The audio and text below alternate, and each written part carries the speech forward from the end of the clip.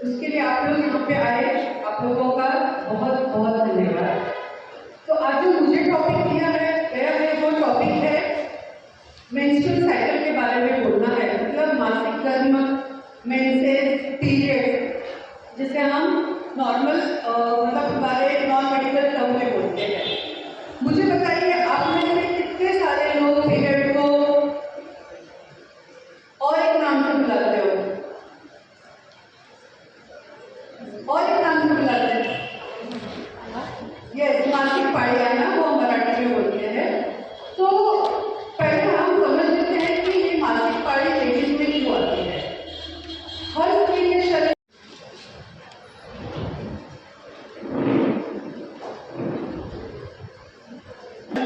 और गर्भपिशवी को attach 2 tubes रहते हैं, और जो गर्भपिशवी के नीचे का भाग है उसे हम इंग्लिश में सर्विक्स बोलते हैं, या हम उसे गर्भपिशवी का मुंह भी बोलते हैं, गर्भपिशवी का तोड़ ऐसे मराठी में बोलते हैं। और जो नीचे का पार्ट है वो योनि मार्ग है, जिसे इंग्लिश में हम वजाइना बोलते हैं। तो ये ऑर्गन्स रहते हैं जो हर स्त्री के शरीर में रहते हैं, ये ऑर्गन्स पुरुष के शरीर में नहीं रहते हैं। दूसरा, हमारे शरीर में हार्मोन्स तैयार होते हैं। हार्मोन्स जेंट्स के शरीर में भी रहते हैं और लेडीज के शरीर में भी रहते हैं, लेकिन लेडीज में 2 हार्मोन्स रहते हैं, एस्ट्रोजन एंड प्रोजेस्टेरोन, जो अलग तरह से रहते हैं। तो हमारे शरीर में हार्मोन प्लस ये ऑर्गन्स रहने की वजह से हर स्त्री को पीरियड आता है, मासिक पाली आती है। अभी आप मुझे बताइए कि मासिक पाली आती है तो ब्लीडिंग कहाँ से होती है? मैं कुछ प्रश्न में पूछूंगी, मैं केवल बोलूंगी नहीं। तो आप में से कोई बताएगा कि ब्लीडिंग कहाँ से होती है? कोई? वजाइना। इतने साल से हमें पीरियड आ रहा है, तो ब्लीडिंग कहाँ से होती है? वजाइना। पेट में से होती है, आंतड़ी में से होती है, किडनी, लीवर, लंग, कहाँ से होती है ब्लीडिंग? वजाइना में से होती है। और कहाँ से होती है? यूट्रस के? यस, बराबर बोला आपने। पीरियड में ब्लीडिंग वजाइना से नहीं होती है, पीरियड में ब्लीडिंग यूट्रस का जो अंदर का स्किन रहता है, जो अस्तर रहता है, वहां से होती है। तो ये जो पीरियड रहता है ये उम्र के 9 से 16 साल के अंदर कभी भी स्टार्ट हो सकता है। अगर किसी को मासिक पाली मतलब लड़की की उम्र 16 साल हो गई है लेकिन उनसे मासिक पाली नहीं आई है, तो उसने डॉक्टर को जाके दिखाना जरूरी है। और अगर उम्र के 9 साल के पहले पीरियड आ गया है तो भी डॉक्टर को जाके कंसल्ट करना जरूरी है। आजकल बहुत सारी लड़कियों को पीरियड जल्दी आता है और वो बहुत बार नॉर्मल भी होता है, लेकिन कभी कभी किसी बीमारी की वजह से भी हो सकता है। तो अगर 9 साल के पहले पीरियड आया है या लड़की 16 साल की हो गई जिसको पीरियड नहीं आया है, तो डॉक्टर को जाके मिलना जरूरी है। अभी जो पीरियड रहता है, पहले हम नॉर्मल क्या पीरियड है उसके बारे में बात करेंगे, उसके बाद में एबनॉर्मल पीरियड। तो जो नॉर्मल पीरियड है वो मंथली आना चाहिए। ब्लीडिंग कितनी होनी चाहिए? 4 से 5 दिन ब्लीडिंग होनी चाहिए। लेकिन अगर सपोज किसी को 2 दिन ब्लीडिंग हो रही है, किसी को 6-7 दिन ब्लीडिंग हो रही है, तो भी उसको नॉर्मल बोलेंगे, क्योंकि उस लेडी के लिए वो पैटर्न नॉर्मल है। तो मंथली पीरियड आना चाहिए, 4 to 5 डेज ब्लीडिंग होना चाहिए। और पीरियड आने के पहले कुछ तकलीफें होती है, जैसे पेट दुखना, हेडेक होना, हाथ पैर दुखना, चक्कर आना, चिड़चिड़ होना, गुस्सा आना, और पीरियड स्टार्ट होने के बाद में ये सब लक्षण चले जाते हैं। तो ये जो लक्षण रहते हैं जो पीरियड आने के पहले आते हैं, इसे हम PMS बोलते हैं, मतलब प्री मेंस्ट्रुअल सिंड्रोम। तो ये हार्मोन्स के वजह से आता है। तो इसमें कोई डरने वाली बात नहीं है, टेंशन लेने की बात नहीं है कि मुझे ऐसा क्यों हो रहा है। कभी कभी कुछ चीजें हम टॉलरेट नहीं कर पाते, जैसे पेट में दर्द है, बैकएक है, हाथ पैर में दुखना है। अगर हमें बहुत ही ज्यादा तकलीफ हो रही है तो वो केस में हम डॉक्टर से सलाह लेके पेंडिंग के लिए कुछ मेडिसिन ले सकते हैं। दूसरा, अभी जैसे मैंने बोला कि ये पीरियड हमें मंथली आना चाहिए। और ब्लीडिंग कहाँ से होती है? ब्लीडिंग यूट्रस के अंदर जो स्किन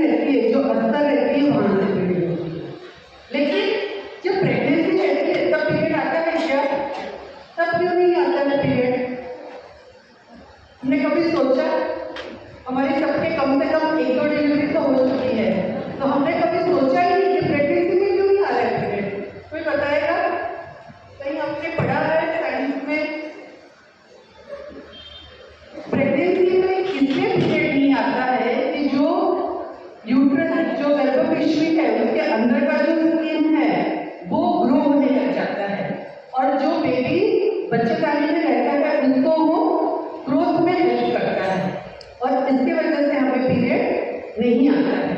और नॉर्मल जब हमें पीरियड आता है तो यूट्रस की स्किन,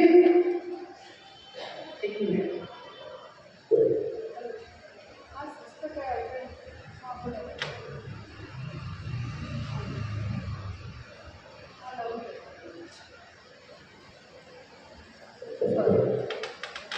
तो प्रेगनेंसी में जो यूट्रस के अंदर का हिस्सा रहता है वो बढ़ने लग जाता है, और जब प्रेगनेंसी नहीं रहती है तो वो ब्लीडिंग के रूप में बाहर आता है, और हम बोलते हैं कि हमें पीरियड आते हैं। तो जैसे अभी पीरियड है कि मंथली आना है, तो उम्र के सपोज लड़की 10 साल की है, 12 साल की, उसको पीरियड आया है, तो जब तक वो मेनोपॉज नहीं होता है उसका, तब तक उसको मंथली पीरियड आने वाला है। ठीक है, मेनोपॉज की उम्र क्या है? 50 से 55 साल तक ऑन एन एवरेज हम जो बोलते हैं इंडियन लेडीज में। तो हर साल पीरियड आने वाला है, तो उसको मैनेज करने आना भी बहुत बड़ी बात है। ठीक है, उसको हमें कैसे मैनेज करना है? तो हमें हर महीने खुद के खाने पीने का ध्यान रखना है, हमें संतुलित आहार लेना है, हमें कोई भी एक एक्सरसाइज जो हमें अच्छा लगे और जो हमारे टाइम में एडजस्ट हो, उस हिसाब से हमें कोई एक्सरसाइज रेगुलर करना है। जब हम मंथली संतुलित खाना लेते हैं, जब हम एक्सरसाइज करते हैं, तो पीरियड के दरमियान हमें जो तकलीफें होती है वो बहुत कम हो जाती है, और वो जो पीरियड के 4-5 दिन रहते हैं वो हमारे अच्छे से गुजरते हैं। ठीक है, दूसरी बात है कि हमें पीरियड के दरमियान खुद की पर्सनल हाइजीन का ध्यान रखना है। ठीक है, तो उसके लिए बाद में हमें मेरी जो फ्रेंड है वो आपको गाइड करेंगे कि हमें पीरियड के दरमियान क्या यूज करना है, सैनिटरी पैड यूज करना है, नहीं यूज करना है, उसका बाद में आपको वो बताएंगे। ठीक है, तो पीरियड आने के लिए, पीरियड से हमें तकलीफ ना हो करके हमें पूरे महीने खुद का ध्यान देना है। अगर हम पूरे महीने खुद का ध्यान देते हैं तो महीने के 4 दिन हमारे लिए कंफर्टेबल हो सकता है, अदरवाइज हमें उससे तकलीफ होती है। कभी कभी जैसे ये तो नॉर्मल पीरियड की बात हो गई, तो अभी एबनॉर्मल पीरियड हम किसे बोलेंगे? एबनॉर्मल पीरियड हम तब बोलेंगे जब मासिक पानी रेगुलर नहीं आती है। किसी किसी को 1-2 महीने में पीरियड आता है, किसी किसी को पीरियड आता है तो ब्लीडिंग बहुत कम होता है, किसी किसी को पीरियड में बहुत ज़्यादा ब्लीडिंग होता है। ठीक है, अगर कोई लड़की है, पहले मैं लड़कियों की बात करूँगी, अगर कोई लड़की है उसे उम्र के 10 साल में पीरियड आया है, तो पहले 2-3 साल उसे इरेगुलर पीरियड आ सकता है, मतलब 2-3 महीने में भी उसे पीरियड आ सकता है। पीरियड आने के बाद में उसे ज़्यादा ब्लीडिंग भी हो सकती है, कभी कम ब्लीडिंग भी हो सकती है, क्योंकि उसके बॉडी में जो हॉर्मोन्स रहते हैं वो बैलेंस होने के लिए टाइम लगते हैं। लेकिन 2-3 साल बाद में भी अगर उसे ये तकलीफ हो रही है तो आपको डॉक्टर को कंसल्ट करना जरूरी है, क्योंकि आपने सुना रहेगा पीसीओडी। ठीक है, पीसीओडी एक हार्मोन की बीमारी है जो कॉलेज में और स्कूल में पढ़ने वाली लड़कियों में भी दिखता है। तो अगर पीरियड आने के 2-3 साल बाद भी वो लड़की को तकलीफ हो रही है तो आपको डॉक्टर को कंसल्ट करना बहुत जरूरी है। दूसरा, बहुत बार लोगों का ऐसे गैर समझ रहता है कि ठीक है चलो पीरियड आया, ब्लीडिंग हो रहा है, जाऊ द्या चांगलं आहे, आपली घाण निघून गेली, ऐसा नहीं है। अगर पीरियड में ज़्यादा ब्लीडिंग हो रहा है, आप किसी भी उम्र की लेडी हो तो भी आपको डॉक्टर को कंसल्ट करना बहुत जरूरी है। कभी कभी इरेगुलर पीरियड हमें थायराइड की वजह से भी हो सकता है, तो आपको डॉक्टर के पास जाके आपके थायराइड की जांच करना, सोनोग्राफी करना और आपका पूरी तरह से गायनेक चेकअप करके लेना बहुत जरूरी है। दूसरी बात, जब पीरियड बंद होने का टाइम आता है, मतलब उम्र के 40-45 के बाद में, मेनोपॉज के पहले बहुत सारे लोगों को अनियमित पीरियड आता है, पीरियड में ज़्यादा ब्लीडिंग होता है, उस वक्त भी आप डॉक्टर के पास जाइए, खुद का चेकअप कीजिए कि आपको बच्चेदानी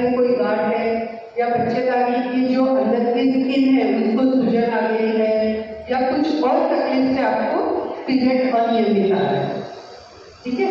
पीरियड बंद होने के बाद में, मेनोपॉज के बाद में भी कभी कभी ब्लीडिंग होता है, तो उस वक्त भी आप उस चीज को नजरअंदाज मत कीजिए। आप उस वक्त डॉक्टर के पास जाइए और अपना पूरा चेकअप कराइए, क्योंकि कभी कभी कोई दूसरी बीमारी की वजह से भी हो सकता है। दूसरा, फिजिकल रिलेशन रखने के बाद में, शारीरिक संबंध रखने के बाद में भी किसी को योनि मार्ग से ब्लीडिंग हो सकता है, तो ये कैंसर की भी निशानी हो सकती है। तो वो केस में भी आप अपने गायनेकोलॉजिस्ट के पास जाके अपनी पूरी तरह से जांच करवाइएगा। तो ये कुछ पॉइंट में पीरियड नॉर्मल,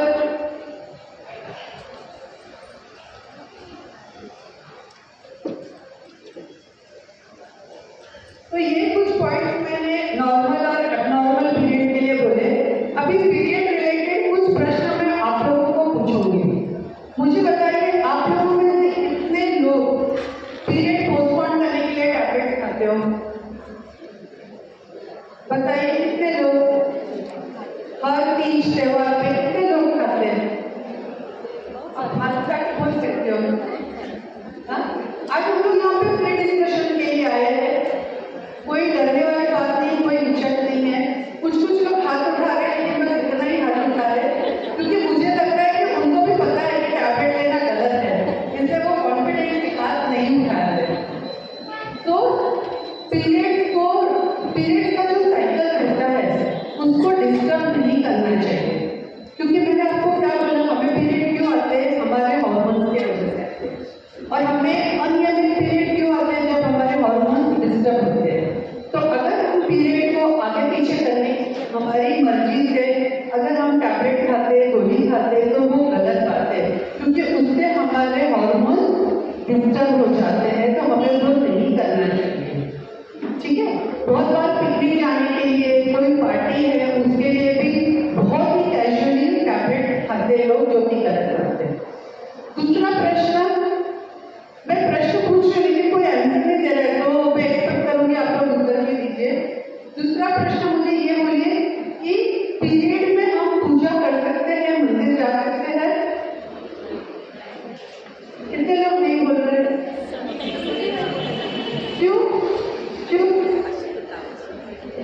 क्यों नहीं जा सकते, कर सकते? मतलब क्यों? हाँ, किससे? अच्छा, बड़ों ने बोला इसलिए। एक्चुअली पूजा करना नहीं करना ये सबकी अपनी पर्सनल धारणा है। मैं उसके लिए कुछ नहीं बोलूँगी, ये पर्सनल चॉइस है। और कुछ चीज़ें रहती है जो फैमिली में चलती है, तो हम भी उसको फॉलो करते हैं, तो उसमें कोई बुराई नहीं है उस चीज़ को फॉलो करने के लिए।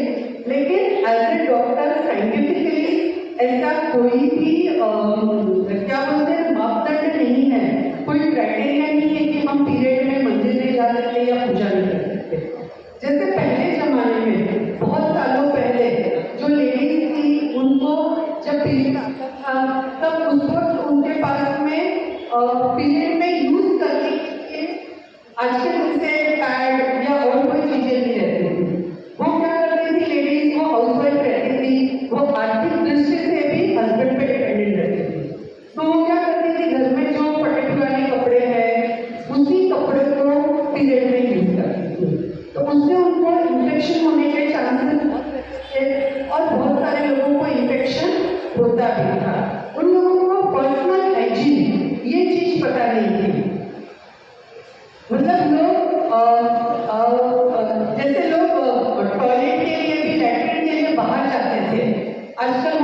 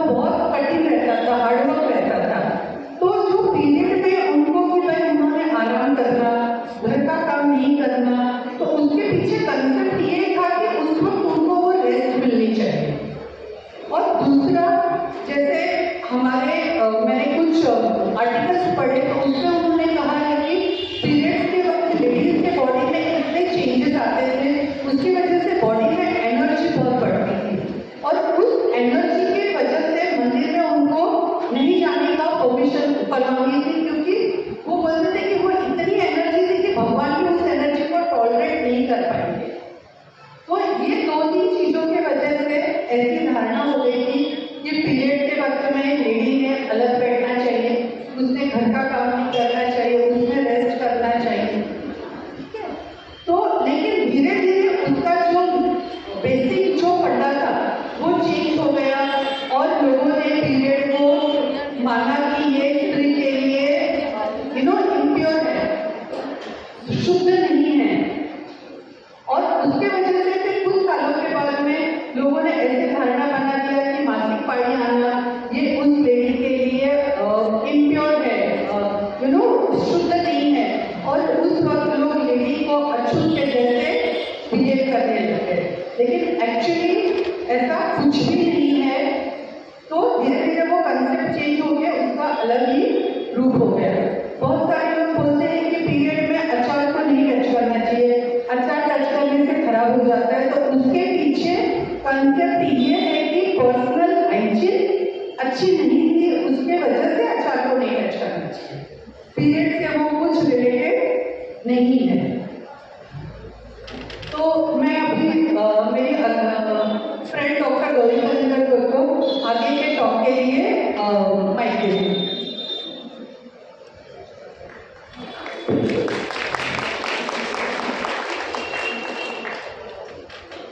थैंक यू सीमा।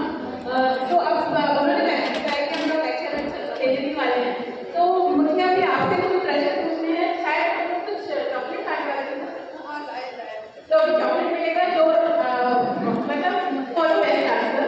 तो सुषमा मैम ने बताया कि पीरियड आते हैं तो वो स्तर कहाँ से आता है? यूट्रस से। यूट्रस से आता है, सबसे देना पड़ेगा चॉकलेट कैंडी। तो बेसिकली यूट्रस से आता है। तो दूसरी बात बताइए कि बच्चा पैदा होता है तो कहाँ से पैदा होता है? ओवरी। बच्चा कहाँ पे बढ़ता है? यूट्रस के अंदर बढ़ता है। इसका मतलब है कि मासिक पाली आती है तो हर महीने में मासिक पाली शेड होती है।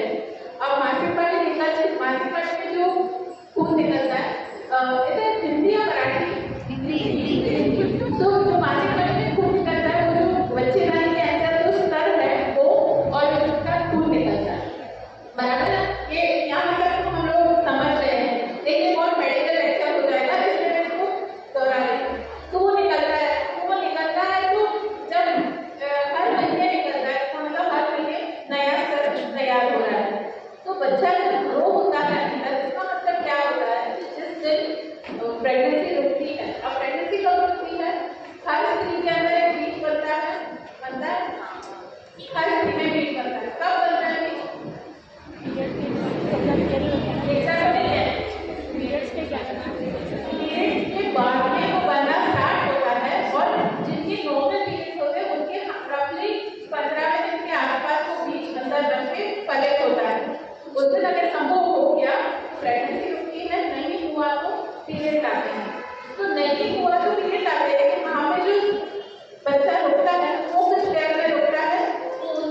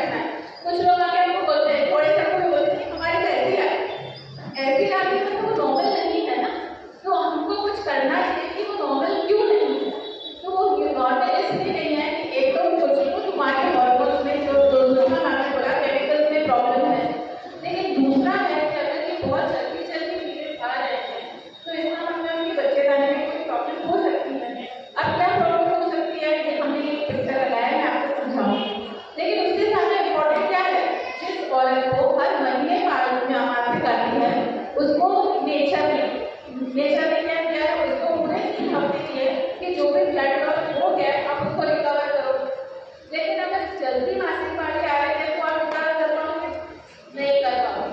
तो इसका मतलब है कि एक औरत है जिसको एक साल में 12 बार पीरियड आ रहा है, अगर उसके 21 दिन से जल्दी आए तो नहीं, तो एक साल में 18 बार पीरियड आ रहा है, तो मेरी बॉडी को नहीं कर पाएगी ना। और कुछ लोग भी होते हैं, आप नहीं सकते कि आप यहाँ पे वो पुष्पा मैम प्रैक्टिस करते हैं, हाँ हमारा हीमोग्लोबिन हमेशा 9 ही रहता है। 9 रहने वैसे कोई बड़ी अच्छी बात नहीं है ना, मतलब बहुत मेरे पहले ही रहता है मैम, तो वो गलत है ना कि आपका हीमोग्लोबिन लो है, इसका मतलब कुछ प्रॉब्लम है। हम तो सब खाने पीने का भी लोग हैं, तो हमको तो ऐसा नहीं कि मतलब खाने को नहीं है इसलिए हमारे हीमोग्लोबिन लो है। एक तो हमारे खाने की मतलब कुछ तो प्रोसीजर में गड़बड़ है, या तो हमारा कहीं पर ब्लड लॉस हो रहा है। तो जब हमारा हीमोग्लोबिन लो हो रहा है इसका मतलब है कुछ तो प्रॉब्लम है। तीसरी बात है कि कितने दिनों तक ब्लीडिंग होना चाहिए, तो जनरली 4 या 5 दिन तक ब्लीडिंग होना नॉर्मल है। अगर पीरियड में गांठें चल रही है, पेट में दर्द है, इसका मतलब कुछ प्रॉब्लम है। नहीं तो कुछ लोग कहते हैं हमारा तो नहीं चाहिए, नहीं भी चाहिए में कुछ गड़बड़ है तो चेक करना जरूरी है, क्योंकि ये जो हम लोग ने पिक्चर दिखाया का भी होगा, आपने सुना होगा ना, इनको गांठ हो गई थी, यूट्रस में गांठ हो गई थी। यूट्रस में गांठ होना मतलब वो फाइब्रॉइड की गांठ। कितने लोग यहाँ पे फाइब्रॉइड के बारे में सुना है? सबने ही सुना है ऑलमोस्ट। तो ऐसा नहीं है कि सबको होता है, तो ऑलमोस्ट ये क्यों होता है? अब क्यों होता है इसलिए साइंस के बाद हमसे 100% आंसर नहीं है, लेकिन एक चीज तो है कि अपनी लाइफस्टाइल जो बदल रही है, खाने पीने के शौक बदल रहे हैं, हमारी जो रेगुलर हमारी जो लाइफस्टाइल होनी चाहिए वो बदल रही है, उसकी वजह से हार्मोन के प्रॉब्लम बढ़ रहे हैं। कि हम और डॉक्टर्स लोग सब लोग देख रहे हैं और आप लोग भी देख रहे हैं। 10 साल पहले इतने हाइड्रेशन नहीं होते थे, अब ये बढ़ रहे हैं। तो फाइब्रॉइड होते कहाँ पे है? जैसे अभी सुषमा ने बताया कि जो अंतस्तर है वो पीरियड्स के समय बाहर आता है, लेकिन वो जो वॉल होती है, जो गर्भपिशवी जो बोलते हैं या बच्चेदानी है, इसको हम लोग उसको वॉल बोलते हैं, जहाँ पे स्नायु रहते हैं, जो डिलीवरी के समय बच्चे को बाहर पुश करने में हेल्प करते हैं ना, तो वो स्नायु है, वहाँ पे अगर गांठ बनती है तो उसको फाइब्रॉइड कहते हैं। ऑलमोस्ट और बहुत कम परसेंटेज में उसमें कैंसर होता है, तो ऐसे डरने वाली तो बात नहीं है। अब वो फाइब्रॉइड है, वो अगर बच्चेदानी की वॉल में ग्रो हो रहा है, वो अंदर की तरफ हो गया, अंतस्तर की तरफ हो गया तो ब्लीडिंग होगा, बाहर की तरफ हो गया तो ज़्यादा फर्टिलिटी प्रॉब्लम नहीं होता है, बीच में रह गया तो बहुत पेन होता है पीरियड में। कुछ लोग होते हैं जो मुझे कि मुझे तो बहुत दर्द हमेशा से होता है, और हस्बैंड भी ये कहते नहीं देखती थी तो बेचारी उसको तो हमेशा इतना उसकी तकलीफ रहती है। पर इट इज इम्पॉर्टेंट कि फाइब्रॉइड है कि नहीं है जानना जरूरी है। दूसरा जो सुषमा बोल रही थी वो है प्रॉब्लम पीसीओ का। किसी ने सुना है पीसीओएस मतलब क्या है? अच्छा, ये टर्म तो किसी ने सुनी है पीसीओएस मतलब क्या है? कितने लोगों ने पीसीओएस के टर्म सुनी थी है? मैंने तो पीसीओएस के टर्म अभी हम लोग जो देख रहे हैं, तो आपको भी पता चला कि आजकल लड़कियों को पीरियड इरेगुलर होने की प्रॉब्लम ज्यादा है। मतलब जो आपके मेरे समय पे या आपके समय में था, इतना प्रॉब्लम पीरियड इरेगुलर होने का नहीं था।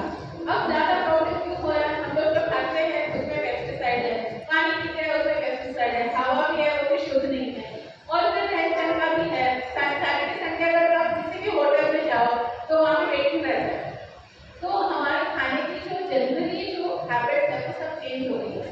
और पीसीओ में जनरली क्या होता है कि जो पीरियड रेगुलर नहीं होते हैं, पीरियड रेगुलर इसलिए नहीं होते हैं क्योंकि जो शरीर बनने का जो काम होता है ओवरी के अंदर, वो सही ढंग से नहीं होता है।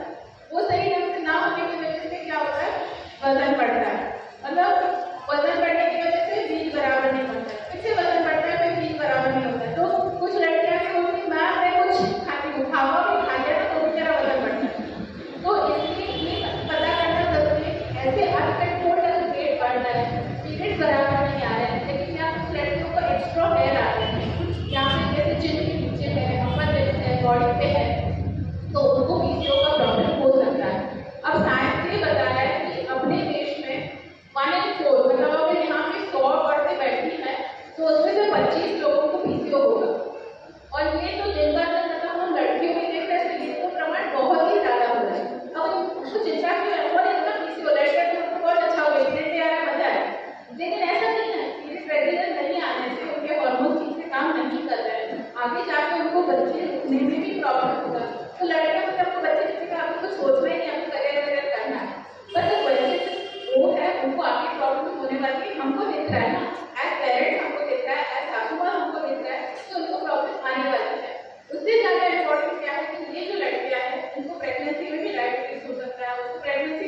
बहुत जाते हैं, या तो उनको कम उम्र में कैंसर होने की भी थोड़ी सी मतलब चांसेस रहते हैं।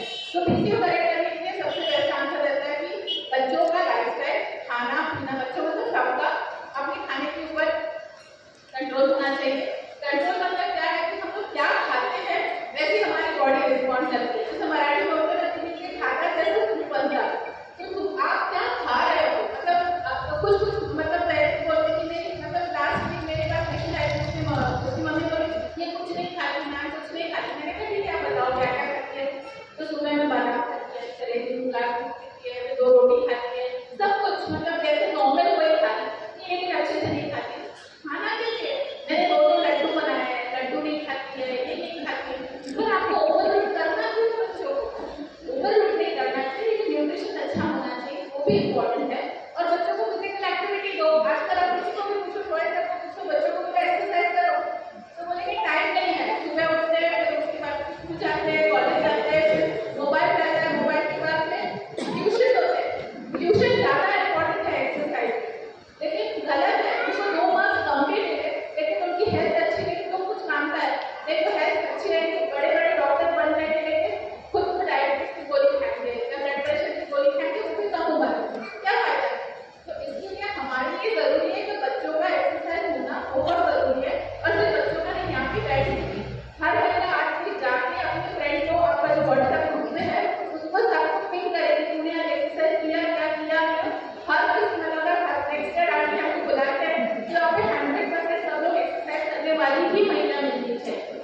नेक्स्ट है कि जो एंडोमेट्रियोसिस का प्रॉब्लम है, वो बोलते हैं कि जो अंतस्तर है वो जो बाहर निकलता है, लेकिन वो बाहर निकलने के साथ साथ बच्चेदानी के वॉल में भी डिपॉजिट होता है। और कुछ लोगों को अनकंट्रोल्ड पेन होता है, मतलब पीरियड में इतना पेन होता है कि रेगुलर पीरियड्स की पेन की वजह से भी उससे राहत नहीं मिलती है। और लास्ट है जो हम लोग बात कर रहे हैं इन्फेक्शन की, तो इन्फेक्शन के बारे में हमें इतनी टेंशन क्यों है कि इन्फेक्शन का इतना प्रॉब्लम क्यों है, क्योंकि हम लोग देख रहे हैं कि यूरिनेशन का प्रॉब्लम है। बहुत लेडीज होते हैं, उनको लगता है कि तो नॉर्मल है, मैं बात रेगुलर जाती हूँ, रात को 3-4 बार उठती हूँ, तो ये गलत है। कहीं पे तो ये गलत है, लेकिन ये भी ध्यान में रखना चाहिए कि हमारे पास मदद होती है। जैसे बच्ची छोटी है तो हम बच्चे को लेकर आए, मेरी लड़की को डिस्चार्ज हो रहा है, पैंटी में भी दिख रहा है, लेकिन तो हर डिस्चार्ज में इन्फेक्शन नहीं होता है। तो इन्फेक्शन है ये कैसे पता चलेगा, एक तो वहाँ पे कुछ भी यूरिनेशन में प्रॉब्लम है, या तो ना उनको पेट में दर्द है, या तो पीरियड को बहुत पेन है। और ये जो इन्फेक्शन है उसको रोकने के लिए एक तो हाइजीन है, एक तो हमें ये समझना चाहिए, जैसे अभी हम लोग यही बता रहे हैं कि पीरियड आना इसके बारे में घर में भी बात खुल के होनी चाहिए। एटलीस्ट अपने घर में इसके बारे में आपको इजीली बात करना चाहिए। जैसे आप घर पे भी जानते हो, बताना भी जरूरी है कि पीरियड आते हैं, ऐसी प्रॉब्लम्स होती है, क्योंकि जब तक हम लोग बात नहीं करेंगे तो दूसरा कोई कैसे बात करेगा। अपनी बच्चियों को आप नहीं बताने वाली है, तो इसके बारे में मन में जो है ना कहीं पे एक बैरियर है कि नहीं, इसके बारे में बात नहीं करना चाहिए। तो आई थिंक अपने बच्चों के साथ में या इन लोगों के साथ में हमको ये थोड़ा ओपनली इसके बारे में डिस्कशन कर लेना चाहिए। दूसरी बात को भले ही हम लोग अपनी संस्कृति को कहीं पे ठेस नहीं पहुंचाएंगे, लेकिन हमारे मन में हमको कन्विंस होना चाहिए कि मासिक पाली का जो खून आ रहा है वो अशुद्ध नहीं है, गंदा नहीं है, प्रॉब्लमैटिक नहीं है, वो रिजल्ट है ना। अगर पीरियड नहीं आ रही तो फिर आप हॉस्पिटल में लेके आते हो, तो पीरियड नहीं आ रहा है, तो पीरियड आना भी उतना ही जरूरत है। और ये जो हार्मोन बन रहे हैं आपके शरीर में, वो ओवरी में जो हार्मोन बन रहा है उसका भी नियंत्रण में रहने के लिए पीरियड्स आना जरूरी है।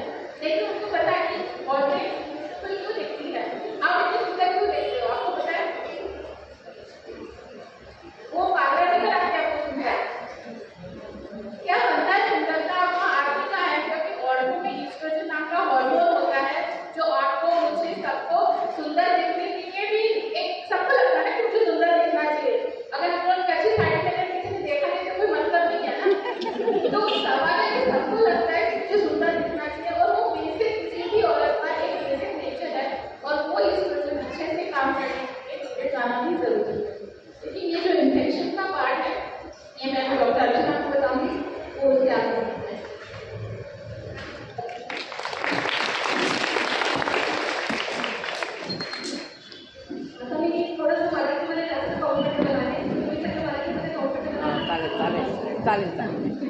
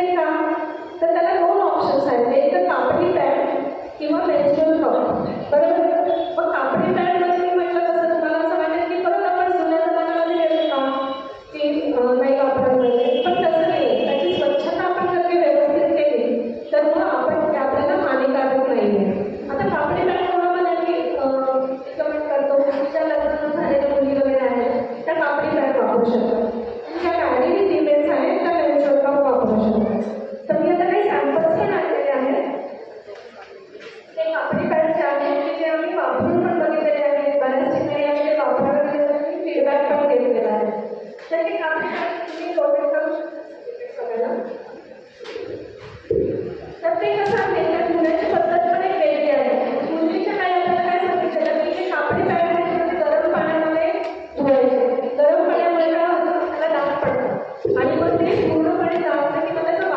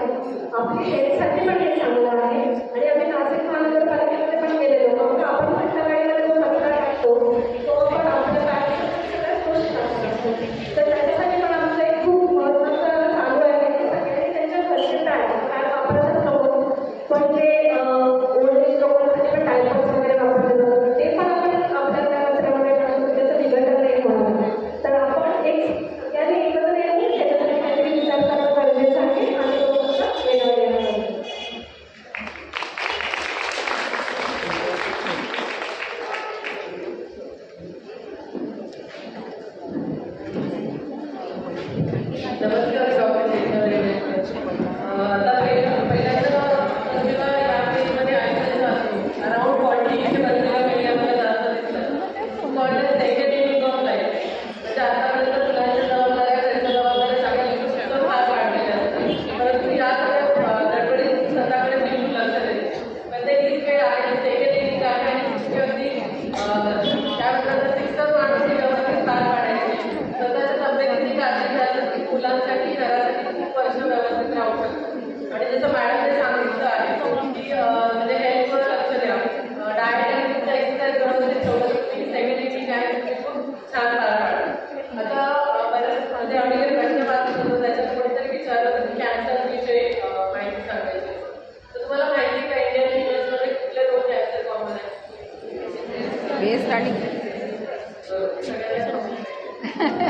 सर्वायकल कॅन्सर आणि ब्रेस्ट कॅन्सर हे जे दोन कॅन्सर्स आहेत ते खूप कॉमन आहेत इंडियन फिमेल्समध्ये.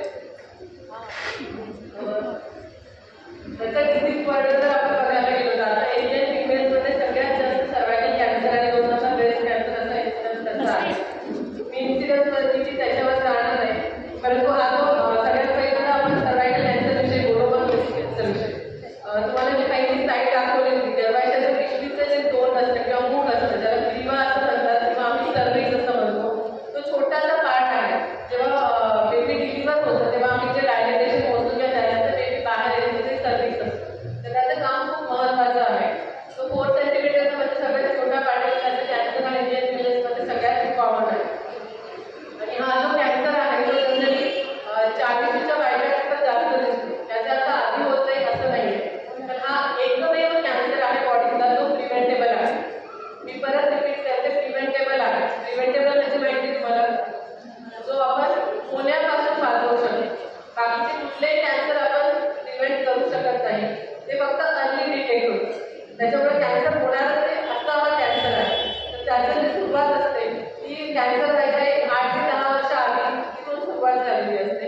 काही माइल्ड चेंजेस असतात जे होतात आणि हळूहळू प्रोग्रेस होऊन 8 ते 10 वर्षाच्या कालावधीमध्ये ते सर्वायकल कॅन्सरमध्ये कन्वर्ट होतं. तर आपल्याकडे एवढा व्याप असतो तेव्हा आपण ते डिटेक्ट करू शकतो.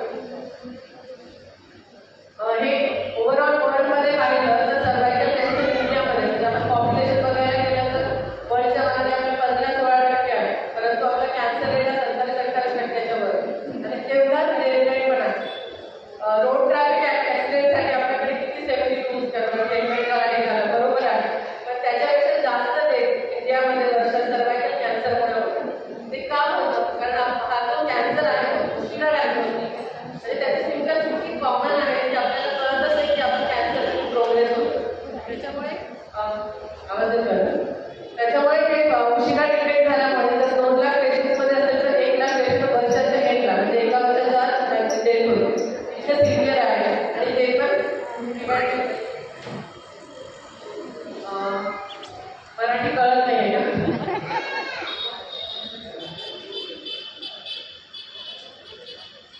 सर्वाइकल कैंसर ये जो है प्रिवेंट कर सकते हैं हम लोग. मतलब ये जो डिसीज है उसकी पहले के जो चेंजेस है जिसको हम प्री कैंसर डायग्नोसिस बोलते हैं वो 8 से 10 साल पहले से शुरू हो जाता है. तो आपको वो कैसे जब हमें टारगेट करनी है.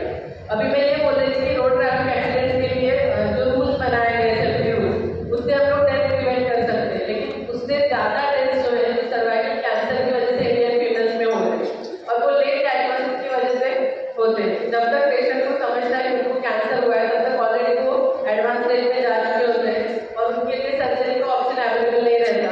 सिर्फ रेडियोथेरेपी कीमोथेरेपी कर सकते हैं लेकिन उससे सिर्फ लाइफ एक्सपेक्टेंसी बढ़ती है. उससे हम लोग डेथ प्रिवेंट नहीं कर सकते. फिर 50% डेथ 1 साल के अंदर हो जाते हैं. ये जो है अभी यहाँ पे आने से पहले अभी तैयार होने के लिए आपको कितना टाइम लगा होगा? 7-8 मिनट.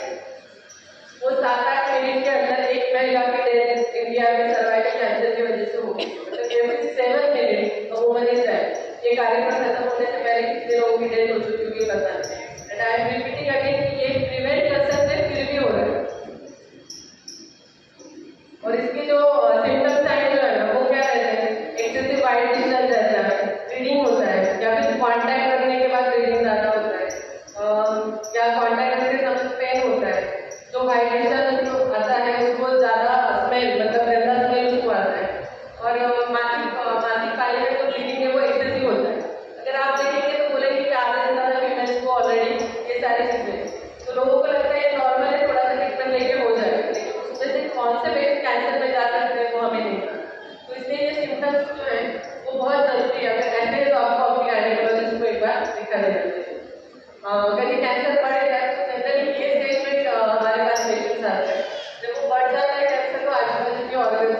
मतलब इंसिडेंट बीमारियां होती है वहाँ पे स्प्रेड होने के बाद बहुत पेशेंट को समझता है कॉन्स्टिपेशन हो रहा है यूरिन से ब्लीडिंग आ रहा है, ये सारी चीजों के बाद पेशेंट को पता चलता लेट हो जाता होता है।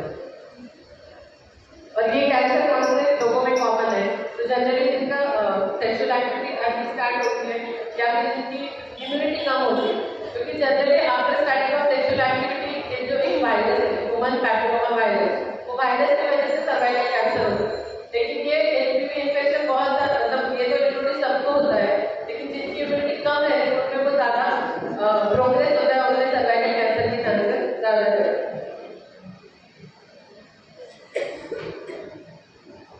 ये जो एचपीवी है उसकी वजह से ये सारी चीजें हो सकती है, मतलब बिना एचपीवी का सर्वाइकल कैंसर। लेकिन ये सिर्फ सेक्सुअल कॉन्टैक्ट से नहीं ट्रांसफर होता, वो मतलब अगर मम्मी को है तो बच्चे को ड्यूरिंग डिलीवरी जा सकता है, या फिर अंडरगारमेंट से फोर्सेप से ये सारी चीजें यूज होती है, उसके थ्रू भी ये ह्यूमन पैपिलोमा वायरस ट्रांसफर होता है। ये जो मैंने आपको बोला है कि हमारे पास जो 8-10 साल है वो कैसे प्रोग्रेस होता है, एचपीवी इन्फेक्शन पहले होगा, फिर कुछ लो ग्रेड चेंजेस होंगे, फिर हाई ग्रेड चेंजेस होंगे, और उसके बाद कुछ इनमें से कैंसर है वो होता है। तो हमें पेशेंट को हाई ग्रेड कैंसर से पहले मतलब वो 7-8 साल के पहले उनको टारगेट करना है। तब क्या करना है, इसके लिए एक पैपिलर नाम की सिंपल टेस्ट है, उसमें कैसे रहते हैं जो आइसक्रीम के जैसे पैपिलर सॉफ्ट ब्रश रहता है वो हम लोग को घुमाते हैं साइड सेल्स जो है ना वो स्प्रेड करते हैं, वो माइक्रोस्कोप के अंदर देखेंगे वो सेल्स में क्या चेंजेस है उसमें हमको पता चलता है कि ये मतलब लो ग्रेड कैंसर है आगे हो सकता है कि ये सारी सिंपल चीजें। ये जो पैपिलर नाम की टेस्ट है उसको आपको 7 मिनट से कम टाइम लगने वाला है, तो आप अपनी गाइनेकोलॉजिस्ट के पास जाके 5 मिनट का टाइम मतलब ये जो एग्जामिनेशन होता है उसमें आप पैपिलर की टेस्ट कर सकते हैं, और ये ईयरली चेकअप में इंक्लूड करना जरूरी है। अगर पैपिलर आपका नॉर्मल है तो हर 2 साल में रिपीट करें, और उसका स्टार्ट मतलब 25 ईयर से 65 ईयर तक हर 2 साल में टेस्ट करना जरूरी है। अगर उसमें कुछ चेंजेस आए डॉक्टर आपको बताएंगे कि आपको ये ट्रीटमेंट लेनी है, और वो ट्रीटमेंट लेके वो हम लोग वापस रिपीट करके पैपिलर क्योर हुआ है कि पता चलता है। I've associated with cervical cancer vaccination prevention foundation, उसके अंदर में काम करें तो उधर हम लोगों ने बहुत सारे लोगों के वैक्सीन किए हैं, 6-7 तरह से हम लोग ये काम कर रहे हैं, और अब तक हम लोग 7-8 महीना को कैंसर होने से रोक पाए, that is very significant I think. तो अगर वो 7-8 जिंदगियां भी हम लोगों ने बचा ली तो दैट इज वेरी गुड। ये सर्वाइकल कैंसर प्रिवेंशन के लिए एक वैक्सीन भी है जिसके बारे में डिटेल में सर आपको बताएंगे। अगर आपका पैपिलर एब्नॉर्मल है तो उसमें क्या, अगर वो एब्नॉर्मल है तो आगे जाके कॉल्पोस्कोपी नाम की एक टेस्ट होती है, जो मतलब फोटो कैसे लेते हैं हम लोग, कैपिलर रहता है, कैपिलर को हम लोग को सर्विस मैग्नीफाई करते हैं, पैपिलर से हमसे इतना पता चलता है कि एब्नॉर्मल सेल सर्विस से आए, लेकिन कॉल्पोस्कोपी करके हम लोग को इतना पता चलता है कि वो सेल कौन सी जगह से आए। तो फिर हम लोग सर्जरी करते हैं, फाइनल सर्जरी रहती है, जिसका क्यूरेटिव अगर शॉर्ट पीरियड में हम लोग करते हैं, उतना जो पार्ट जा रहे हैं नॉर्मल सेल चाहे वो निकाल देते हैं, मतलब वहाँ पे नए सेल ग्रो हो के वो कैंसर भी रहेंगे।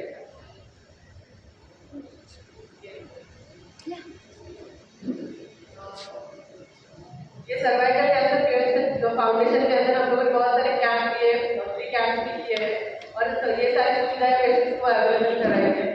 ये पैपिलर में 2 टाइप के पैपिलर रहते हैं, कन्वेंशनल पैपिलर जो साइड में लेते हैं, और दूसरा लिक्विड में, मतलब लिक्विड में जो अगर जनरली कैसे बोलते हैं आपको ब्लीडिंग है तो फिर हम लोग पैपिलर लेते हैं, लेकिन अगर थोड़ा बहुत ब्लीडिंग कभी कभी पेशेंट को पैपिलर लेते वक्त भी होता है, तो लिक्विड बेस्ड पैपिलर अगर हम लोग करेंगे तो उसमें ब्लड के सेल्स लाइट हो जाते हैं और यूनिफॉर्मली सेल्स स्प्रेड होते हैं, जिससे हमें अच्छे से हम लोग टेस्ट कर सकते हैं।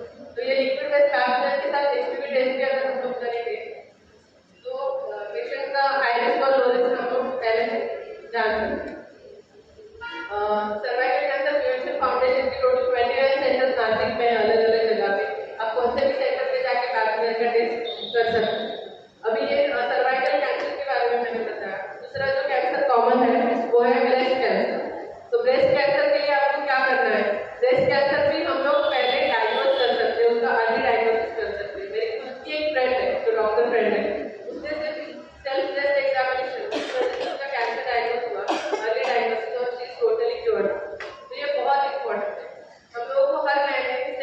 एग्जामिनेशन करना जरूरी होता है। अब कोई भी एक डेट ले लीजिए कि मैंने 1 तारीख को मैं सेल्फ ब्रेस्ट एग्जामिनेशन करूंगी, या फिर मैं महीना होने के बाद, मतलब मासिक पारी खत्म होने के बाद मैं करूंगी, मतलब वो याद रहेगा। उसमें आपको क्या करना है, आपको चीजें क्या देखनी होती है, आपको स्किन पे कुछ रेडनेस है क्या, या फिर कोई लंप हम लोगों को दिख रहा है, या स्किन डिम्पल मतलब खिंची हुई स्किन दिख रही है, या फिर अगर आप प्रेस करोगे तो उसमें से कुछ डिस्चार्ज आ रहा है। ये सारी चीजें हमें देखनी होती है। और ये कैसे देखनी है हमें, अगर आप राइट ब्रेस्ट चेक करें तो लेफ्ट हैंड से आप चेक करेंगे, और अगर लेफ्ट मतलब वाइस वर्सा करना है, ये सारी चीजें आप आईने के सामने खड़े रहकर करेंगे तो आपको दिखेगा भी कुछ चेंजेस हो जाएगा।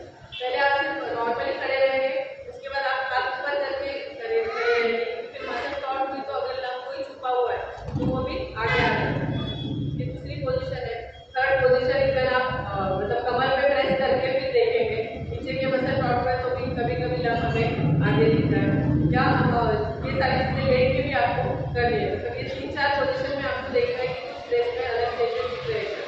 जनरली ब्रेस्ट साइज अलग अलग हो सकता है, लेकिन बाकी के जो चेंजेस है वो हमें इसीलिए दिखते हैं। स्किन डिम्पलिंग इंपॉर्टेंट है, डिम्पल डिस्चार्ज आप देखेंगे हो, या फिर लंब कुछ दिख रहा है तो भी आप लोगों को आप ये डायग्नोज कर सकते हैं। इसलिए आईने के सामने खड़े रहने बंदे आपको ये करना है, लेकिन ये आप अर्ली डायग्नोज कर सकते हैं। तो बहुत इंपॉर्टेंट कि पहले आप उनका चेकअप कराएं।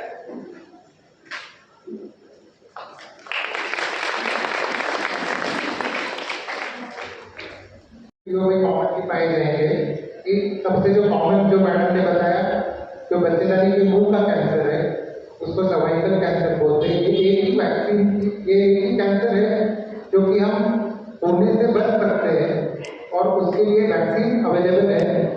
पहले ये सिर्फ इंडिया से बाहर बनता था, अब इंडिया में भी बन रहा है और इसकी कॉस्ट भी अब कम हो चुकी है। ये जो वैक्सीन है, अगर इसका पूरा प्रोटेक्शन हमको या पूरा फायदा अगर हमें उठाना है तो ये जल्दी लेना जरूरी है, क्योंकि ये जो सर्वाइकल कैंसर है ये जो हो रहा है वो जब कांटेक्ट होते हैं उसके बाद ही स्त्रियां इसको एक्सपोज होती है। तो अगर कांटेक्ट होने के पहले, यानी सिंपल अगर बताए तो शादी होने से पहले अगर लड़कियों को दिया जाए तो उसका फायदा ज्यादा होने वाला है। इसमें 9 साल की लड़कियों से ये दिया जा सकता है। एक्चुअली ये लड़के और लड़कियों दोनों को देना चाहिए। तो 9 साल से लेके 15 साल के जो बच्चे हैं उनको सिर्फ 2 ही डोज लगेंगे। एक जो पहला डोज लगेगा उसको हम डोज 0 बोलेंगे और दूसरा डोज 6 महीने बाद लगेगा। अगर हम इंडियन वैक्सीन लेते हैं तो ये साधारण 2000 रुपये का पड़ता है पर डोज, और अगर हम इम्पोर्टेड वैक्सीन लेना चाहते हैं तो वो अगर साधारण 3500 का है। इसमें एक और वैक्सीन भी आता है जिसमें हम और ज्यादा चीजें कवर कर पाएंगे, बट वो काफी महंगा है क्योंकि वो एक डोज 10-11 हज़ार में लगता है। तो अगर 15 साल के अंदर आप दे रहे हो तो आपको सिर्फ 2 ही डोज लगवाने हैं, एक पहले महीने में और फिर दूसरा 6 महीने बाद। अगर 15 साल से ऊपर की उम्र है तो आपको 3 डोज लगवाने पड़ेंगे, एक पहले महीने में, एक 2 महीने बाद और एक 6 महीने बाद। 3 डोज लगवाने पड़ेंगे। ये वैक्सीन आप 26 साल तक लो तो बेहतर है, ज्यादा उसका इफेक्ट आने की आपको प्रोटेक्शन रहने की संभावना है। उसके बाद भी ये दिया जा सकता है, उम्र 45 तक भी लेने का रिकमेंडेशन है, बट उतना फायदा आपको उससे नहीं मिलेगा। फिर भी अगर कोई लेना चाहे तो फाइनली अगर हम पूरा देखें तो थोड़ा बहुत फायदा तो पक्के से ही है। वैक्सीन लिया यानी मैंने वैक्सीन नहीं कराना है, ऐसा कुछ नहीं है। वैक्सीन लेने से सिर्फ आप कुछ बेसिक चीजों से बच रहे हो। पैप्समियर आपको करवाना ही पड़ता है। पैप्समियर यूजुअली एक उम्र के बाद, यानी 30-35 की उम्र के बाद करना शुरू करना चाहिए। तो ये हो गया सर्वाइकल कैंसर के बारे में। ब्रेस्ट कैंसर के लिए मैडम ने बताया ब्रेस्ट सेल एग्जामिनेशन ये सब औरतें कर सकती है। सिंपल यूट्यूब पे जाइए, ब्रेस्ट सेल एग्जामिनेशन टाइप कीजिए, हिंदी में भी इसका वीडियो अवेलेबल है, इंग्लिश में अवेलेबल है, उसको देख के आप करिए। अगर आप महीने में एक बार भी करते हो तो भी आप कैंसर को बहुत जल्दी आप पकड़ सकोगे और बहुत ज्यादा कुछ होने से बच सकोगे। तीसरा कैंसर जो कॉमन है वो है बच्चेदानी का कैंसर, यानी जो अस्तर का कैंसर होता है उसका कैंसर। यूजुअली ये सबसे अच्छा कैंसर माना जाता है कि ये बहुत जल्दी पकड़ में आ जाता है। होता यूजुअली थोड़ी ज़्यादा उम्र में है, जैसे मेंसेस चले गए हो और उसके बाद अचानक से कुछ सालों बाद पीरियड आना शुरू हो जाए वापस से, तो फिर रुकना नहीं चाहिए, तुरंत जाके डॉक्टर को दिखाना ही चाहिए। सोनोग्राफी और सिंपल एक बायोप्सी से पता चल जाता है कि ये कैंसर है कि नहीं है। तो ये हो गया एंडोमेट्रियल यानी बच्चेदानी का कैंसर। और चौथा रहता है ओवरी यानी अंडाकोश का कैंसर। ये भी प्रिवेंशन का है तरीका, जो कि इतना अच्छा नहीं है बट फिर भी आप कर सकते हो। अगर आप साल 2 साल में एक सोनोग्राफी कराते हो तो भी आपको अंडाकोश का कैंसर जल्दी पकड़ में आ सकता है। तो अगर यूजुअली अभी देखा जाता है कि लोग साल में 1-2 बार या 2 साल में 1 बार टेस्ट कराते हैं, ब्लड टेस्ट कराते हैं कि हमने ये जाके सब टेस्ट करा लिए, वो हेल्थ पैकेज था, हमने 2-4 हज़ार रुपये खर्चा कर लिए, वो पैकेज में हो गया। बट ये पैकेज में अगर औरतें पैप्समियर, बेसिक एंड थायराइड की टेस्ट, सोनोग्राफी और ब्रेस्ट का चेकअप नहीं कराएंगे तो आपके हेल्थ चेकअप को कोई मायने नहीं रखता है, कोई उसका फायदा नहीं। और वैक्सीन लेना बढ़ना चाहिए, वो इजीली अवेलेबल है। तो अगर आप सोच रहे हो तो जल्दी लीजिए, जितना जल्दी लोगे उतना उसका प्रोटेक्शन ज़्यादा है।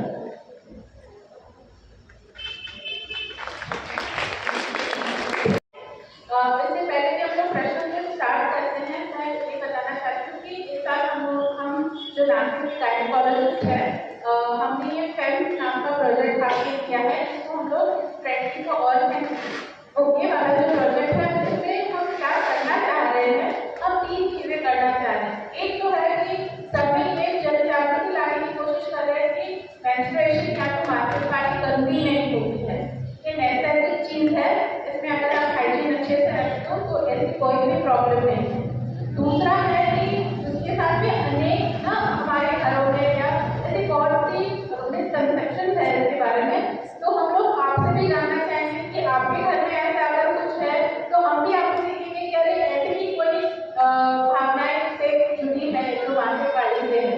दूसरी बात हम ये करना चाह रहे हैं कि पीरियड्स में आने वाले प्रॉब्लम के अनेक तरीके के हो सकते हैं। तो जनरली हम लोग क्या करते हैं, हम लोग कहते हैं लेडीज आपको बोलते हैं नहीं बाद में जाएंगे, अब लवे शादी है, लवे पूजा है, बच्चों के एग्जाम है, लेकिन आपको भी खुद को प्रायोरिटी देना है। क्योंकि जैसे बोलते हैं ना, आपको अभी फ्लाइट में बैठते हैं बोलते हैं कि पहले अपना मास्क लगाओ, खुद को बचाओ तो आप अपने घर के लिए कुछ कर पाओ। तो आपको अपनी तरफ की उतना ही ध्यान देना चाहिए, लेकिन ये तो नहीं कि मेरी घर की बात है मेरी बात। लेकिन जब तीसरा जो हम लोग बता रहे हैं कि जो पैड है, तो हम बोल रहे हैं कि रीयूजेबल है, उसमें 12 लेयर्स है कॉटन के अलग तरीके के। नीचे में है कुछ मुझे पूछ रहे थे वहाँ पे कि नीचे वो प्लास्टिक है क्या, वो प्लास्टिक नहीं है, वो इम्पॉर्टेबल है, लेकिन वो भी डिग्रेड होने वाला है। मतलब एक पैड अगर जो मार्केट में मिल रहा है, अगर हम देखते हैं कि उसके इंग्रेडिएंट क्या है, उसमें हर तरह के टायर है, हर चीज का अलग अलग प्लास्टिक उसमें डाला जा रहा है। और ऊपर से ऐड भी आते हैं कि जितना पतला है वो लड़कियों को लगता है कि उतना ही अच्छा है, लेकिन जितना ज्यादा पतला उसमें प्लास्टिक उतना ही ज्यादा है। और ये जो सब प्लास्टिक हमारे बच्चों के लिए पैम्पर्स, जब हम लोग देखते हैं तो बच्चे भी पैदा होते हैं ना, हमारे यहाँ पर मेटर्निटी में घर से हम लोग को बताते हैं मत यूज करो मत यूज करो, लेकिन हर जगह से बड़ा डायपर का पैकेट घर पे आ जाता है। लेकिन वो प्लास्टिक है एक तरीके का, वो जितना प्लास्टिक से आपका कम संपर्क रहने वाला है तो आगे जाकर कैंसर की भी प्रॉब्लम कम होने वाली है। दूसरा ये पीरियड में ये पैड यूज करने से उनको जो पीरियड इन्फेक्शन होता है उनके लिए ये यूजेबल पैड अच्छे हैं। उसके साथ साथ अगर हम देखते हैं कि एक महिला एक पीरियड में 15 पैड कम से कम यूज करती है, हर घर में एक महिला 15 पैड हर महीने में कचरे में डाल रही है। ये आज हमने जो कचरे में डाला हुआ पैड है वो 500 साल तक कहीं पे रहने वाला है। तो सोचो कितना कचरा हम लोग जमा कर रहे हैं और वो पर्यावरण के लिए अच्छा नहीं है। अगर यहाँ पे आपके कोई डॉक्टर फ्रेंड से बताएंगे कि हमारे हॉस्पिटल में एक येलो कलर की बैग होती है, तो ऑपरेशन के बाद जो भी ब्लड है ना वो उस पर डालते हैं और फिर हमारी एक स्पेशल गाड़ी आती है वो लेके जाते हैं। यहाँ पे लोग वो ब्लड ऐसे फेंक रहे हैं, कॉमन कचरे में जाता है। आपने कोई अम्बेडकर अगर देखा होगा तो वहाँ पे जो कचरा जमा होता है वो भी तो इंसान है, तो हमको वो भी तो सोचना है। और इतना सारा डंपिंग करेंगे कहाँ पे, इसलिए वो एक रीयूजेबल पैड की जो संकल्पना है वो उसके लिए है। जैसे डॉक्टर अर्चना ने बोला, जैसे 3 महीने तो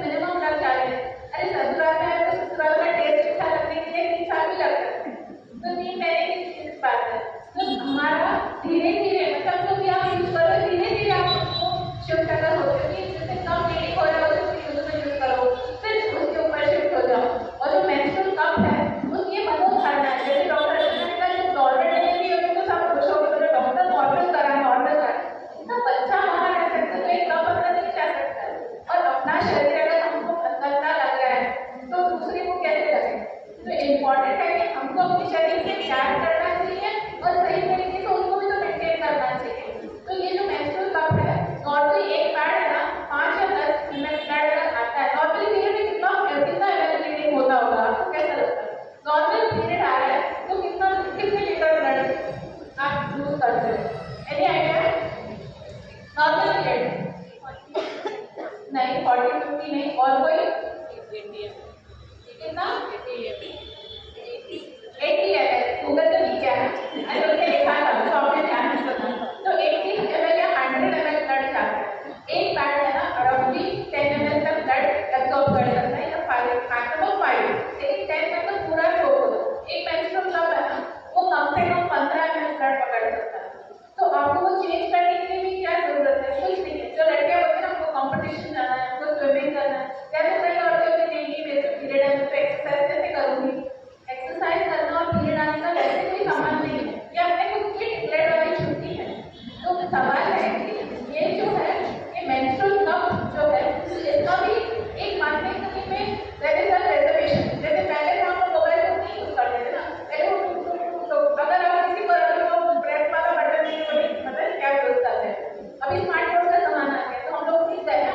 जब पहली बार डिजिटल इंडिया की बात हुई तो सबने बोलने को पूछा क्या भाजी वाला 10 रुपए का आलू देगा क्या व्हाट्सएप पे वो किया है? अब भाजी वाले बोलते मैडम दे दो।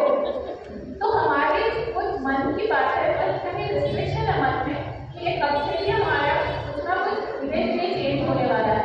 अलग कल से ये होगा ऐसे नहीं है, पर ये पर्यावरण के लिए भी हमें कुछ सोचने की जरूरत है। और आप सब लोग महिलाएं यहाँ पे आए हैं, आज अगर 200 यहाँ पे है तो ये 200 फैमिली तक हमारा मैसेज जाने वाला है कि मैं आपसे डिलीवरी कर रही हूँ। Thank you very much.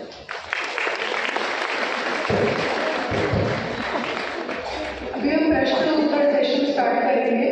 एक चीज मैं ऐड करना चाहूंगी मेंस्ट्रुअल कप में, मेंस्ट्रुअल कप अनमैरिड लड़कियां भी यूज कर सकती है।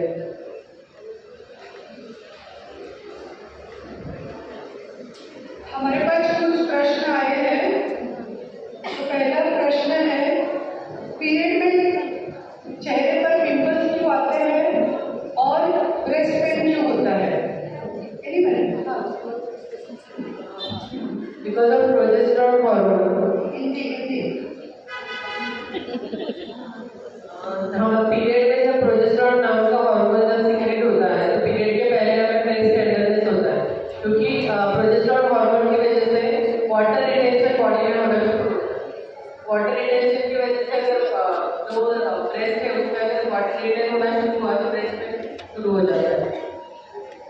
और पिंपल्स क्यों होता है?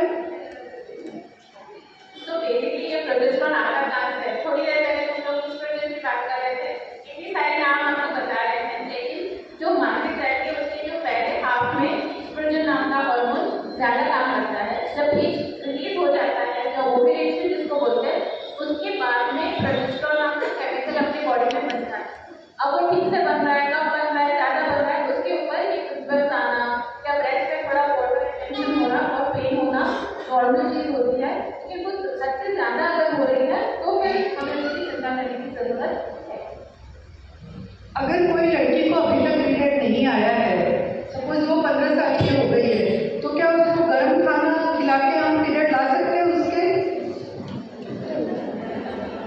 कुछ जरूरत नहीं है।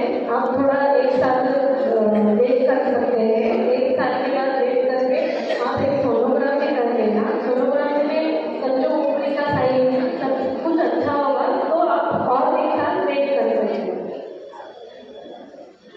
उम्र 50 साल है, गर्म चीज खाने से पीरियड आ जाएगी ऐसा कुछ नहीं। Thank you. उम्र 50 साल है, पीरियड अनियमित आ रहे हैं 2-2, 3-3 महीने में, तो भी प्रेगनेंसी रह सकती है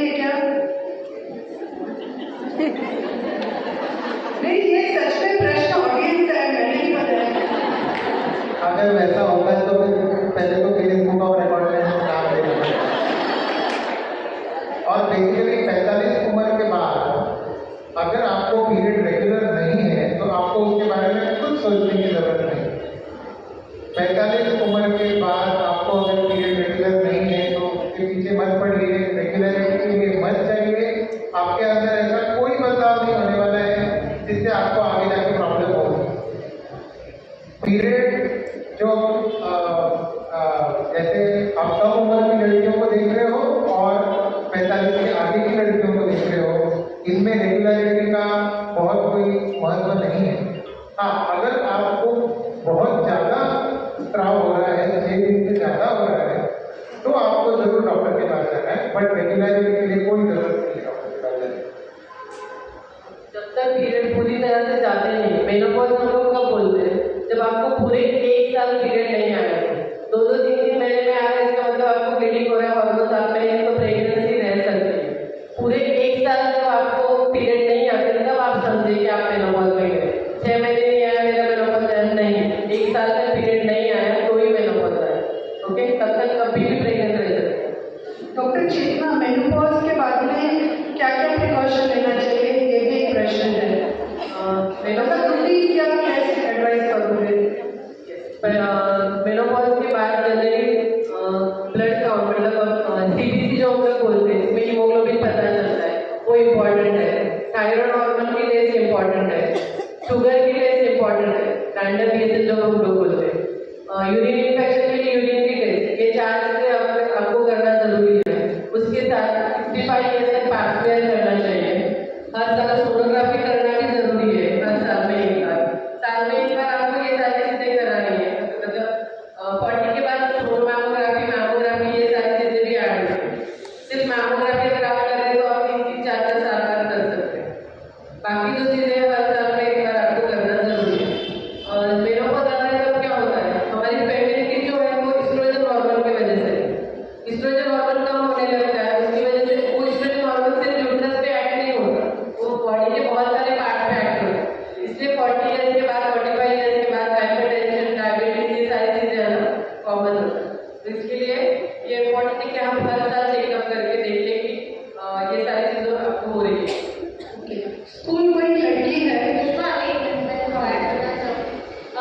ये जो मेनोपॉज के बारे में टेस्ट एक बात है, लेकिन टेस्ट के साथ साथ कुछ चीज़ों को भी आपको ध्यान में लेना है कि जब मेनोपॉज होता है तो सिर्फ पीरियड बंद नहीं होते हैं, पीरियड के साथ साथ आपके शरीर में शारीरिक और मानसिक बहुत बदलाव आ रहे हैं और उसको आपको स्वीकार करना है। आप ऐसे कि मुझे मेनोपॉज के अराउंड 45 के आसपास और चिड़चिड़ होती है, तो आपको बॉडी किसी का भी हस्बैंड बोलेगा चिड़चिड़ तो वैसे भी करती है, तो वो सवाल ये है कि आपको समझ में आता है कि ये जो मैं चिड़चिड़ कर रही हूँ बिना वजह से, तो समझ में आता है कि ये बहुत ज़्यादा प्रमोशन से ज़्यादा हो रही है। उसके साथ साथ बहुत लो फीलिंग रहता है, जैसे डिप्रेशन जैसा फील रहता है, बहुत अकेलापन महसूस होता है। ये जो मूड स्विंग है ना कि अभी बहुत अच्छा लग रहा है, कुछ देर के बाद अच्छा नहीं लग रहा है, तो ये मूड स्विंग ये भी नॉर्मल चीज़ है। दूसरा जैसे कितना ने बताया कि ये जो हार्मोन है आपकी पूरी बॉडी पे काम कर रहा है। जब तक आप 25-30 ईयर्स के होते हो, आपकी बॉडी में जो बोन्स है, आपकी जो हड्डियां है, उसमें कैल्शियम डिपॉजिट होते रहते हैं। आफ्टर 35 आप चाहो या ना चाहो, आपकी हड्डियों में से कैल्शियम निकलना थोड़ा सा स्लिप जल्दी हो जाता है। इसलिए मेनोपॉज के बाद में आपको आपकी हड्डियों की भी केयर लेनी है, इसलिए आपको ध्यान देना है कि आप रेगुलर एक्सरसाइज कर रहे हो, कुछ ना कुछ एक्सरसाइज कर रहे हो। कुछ लोग होते हैं डॉक्टर मैं तो रोज कैल्शियम खाती हूँ, अगर आप रोज कैल्शियम खा रहे हो और उसके साथ अगर आपको विटामिन डी नहीं मिल रहा है, आप उस पर नहीं जा रहे हो, आपको विटामिन डी लेस है, वो कैल्शियम का डब्बा पीठ के अंदर जाता है लेकिन वो आपकी हड्डियों तक नहीं पहुँचता है। इसलिए जब आप विटामिन डी खा रहे हो, कैल्शियम खा रहे हो, तो भी काम नहीं कर रहा है। अगर आप कुछ एक्सरसाइज नहीं करोगे, हर एक दिन की एक्सरसाइज में आपका पैर फ्रैक्चर भी हो गया ना, तो भी आप एक्सरसाइज कर सकते हो। तो हर एक दिन एक्सरसाइज बना है तो करना जरूरी है, तो आप एक्सरसाइज किसी भी उम्र में नहीं छोड़ेंगे। दूसरा है कि जो ये मानसिक स्थिति के लिए है, कुछ लोगों की नींद भी खराब हो जाती है मेनोपॉज के बाद, तो उसके लिए मेडिटेशन किसी भी तरीके का जो भी आपको अच्छा लगता है, तो किसी न किसी तरीके का जो मेंटली आपको स्टेबल रखे उसको भी करना जरूरी है। और जैसे मैंने बोला है कि 1 ईयर सोनोग्राफी, 1 से 3 ईयर पैपस्मेयर, 1 से 3 ईयर मैमोग्राफी, और अगर आपकी फैमिली में किसी को कैंसर की हिस्ट्री है तो फिर उसको आपको थोड़ा जल्दी करना चाहिए। एक प्रश्न पोस्ट मेनोपॉज से रिलेटेड है। मेंसेस बंद हो गए हैं, उसके बाद में भी सर्वाइकल कैंसर हो सकता है। 65 ईयर्स तक जनरली हो सकता है, इसलिए हम लोग पैपस्मेयर 25 से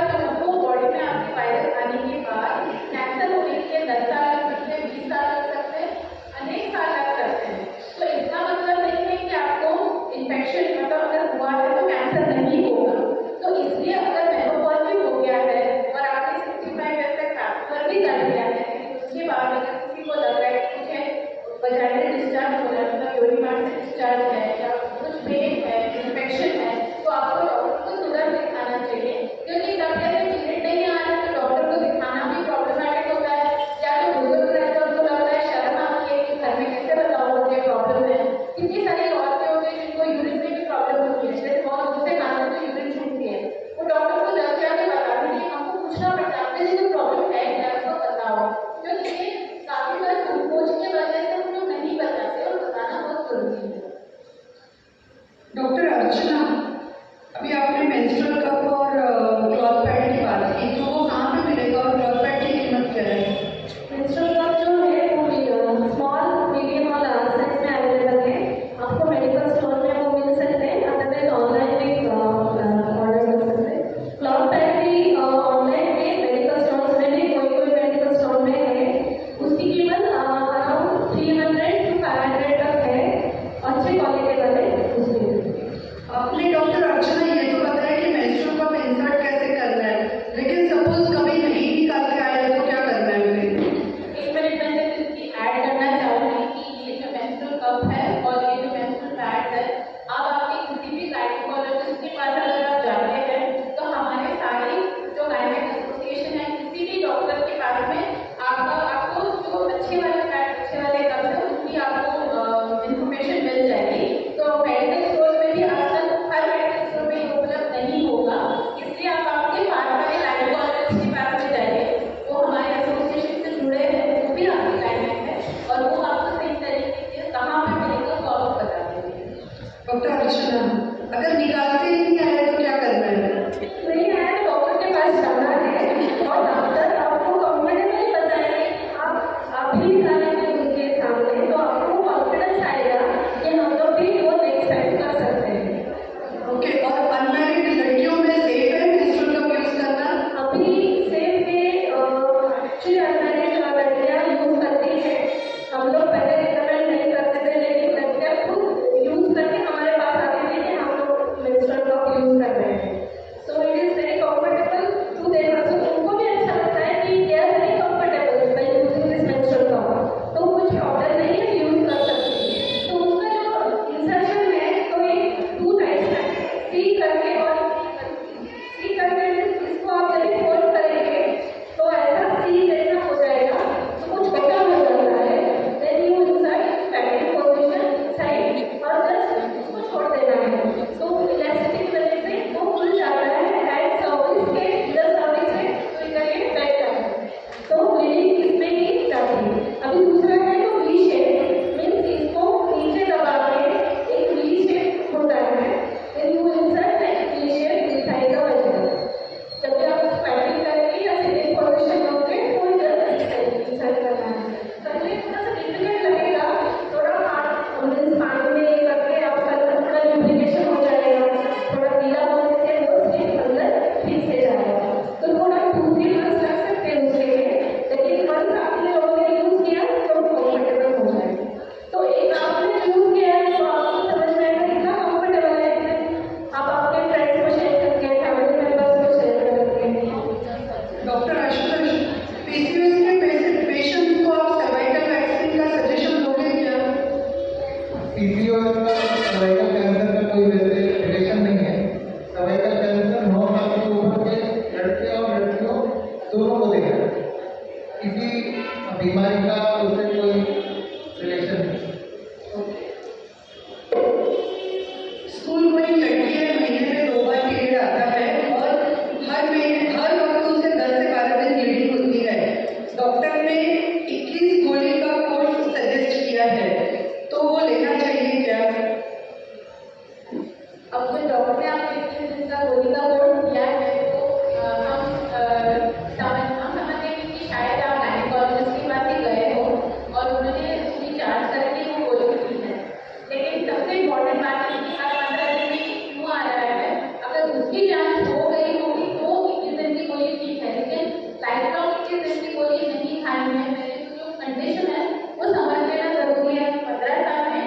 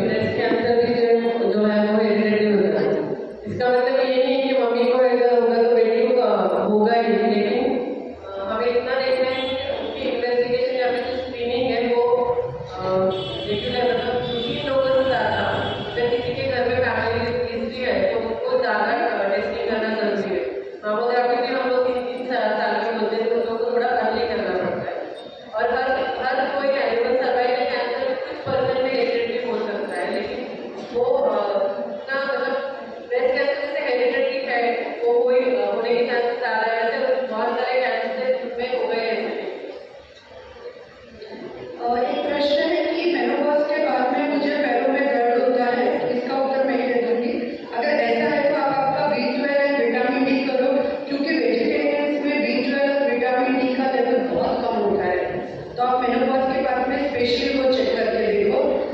फाइब्रॉइड जो होते हैं वो हार्मफुल होते हैं क्या?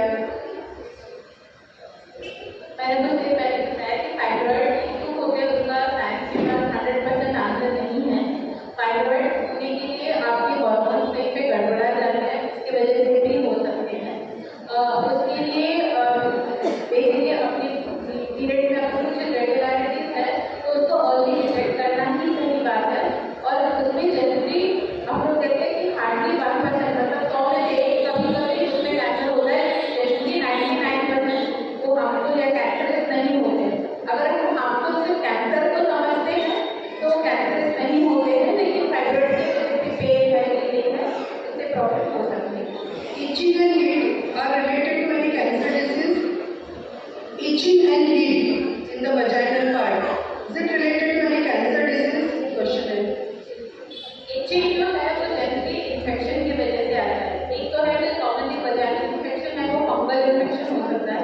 एंड ये इचिंग जो है वो फंगल इन्फेक्शन की वजह से हुआ होगा तो उसका डायरेक्टली कोई कैंसर से रिलेशन नहीं होगा। पर अगर 100% हम लोग ये नहीं कह सकते कि इचिंग हो रहा है तो कैंसर है ही नहीं, आपको वो डॉक्टर से ही पूछ लेना चाहिए। अच्छा, प्रश्न है कि व्हाइट डिस्चार्ज में स्मेल क्यों आती है? तो इन्फेक्शन की वजह से स्मेल आती है। पीरियड जाने के बाद वेट क्यों बढ़ता है?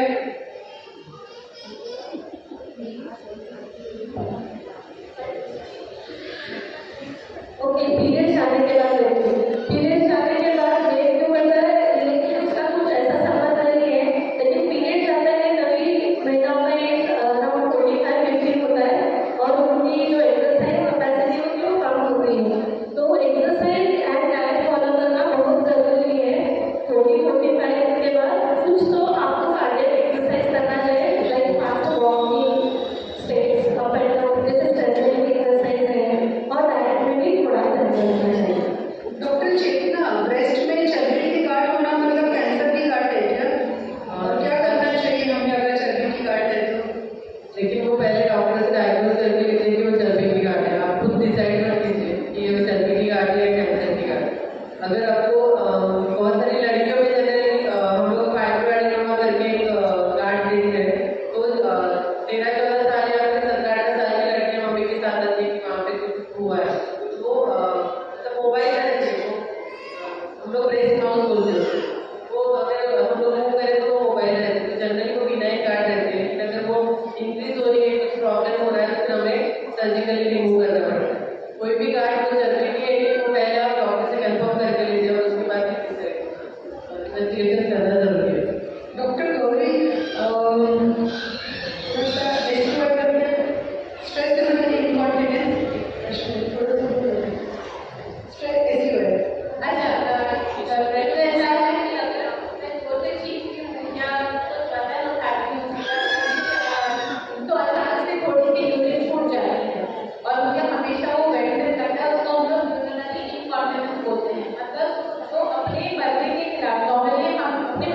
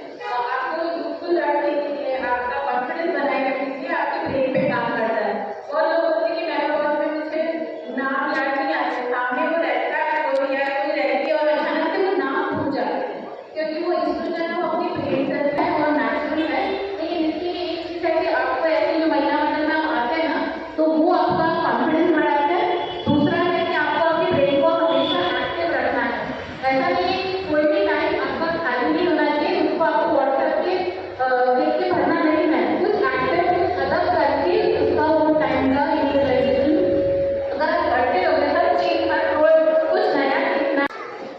पीरियड आने के पहले 10-12 दिन पेट में हल्का फुल्का दुख सकता है, नॉर्मल है।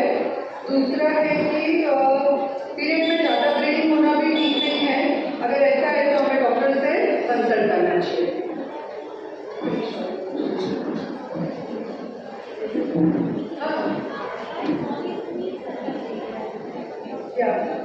Ashutosh, why boys need cervical vaccine? HPV जो वायरस है वो लड़कों में भी होता है, उससे काफी सारे स्किन प्रॉब्लम्स भी होते हैं, इसीलिए लड़कों में भी ये देना इम्पोर्टेंट है। और दूसरा बड़ा कारण है कि आप अगर लड़कों को दोगे और वो उनकी इम्यूनिटी उसमें बेटर रहेगी तो वो ट्रांसमिशन भी रोक पाएगा।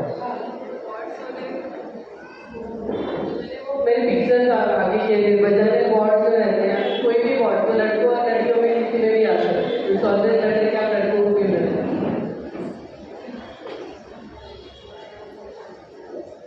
अच्छा, एक प्रश्न है कि सर्वाइकल वैक्सीन कहाँ मिलेगा? तो आप आपके गायनेकोलॉजिस्ट से कंसल्ट कर सकते हो। हर गायनेकोलॉजिस्ट सर्वाइकल वैक्सीन देते हैं और पीडियाट्रिशियन जो बच्चे के डॉक्टर रहते हैं वो भी देते हैं, तो आप दोनों से कंसल्ट कर सकते हो। दूसरा सीए ब्रेस्ट जेंट्स को भी हो सकता है, लेकिन उसका परसेंटेज बहुत कम है, लेस देन 1%।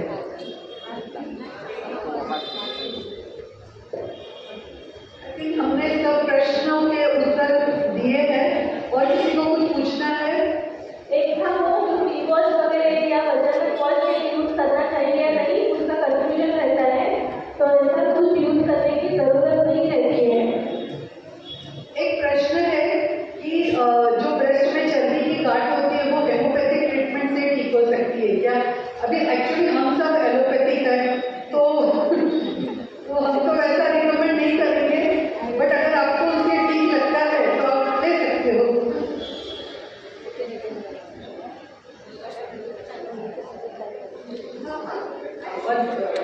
और एक प्रश्न रह गया कि मेंस्ट्रुअल कप को स्टरलाइज कैसे करना है, उन्होंने वापस पूछा है।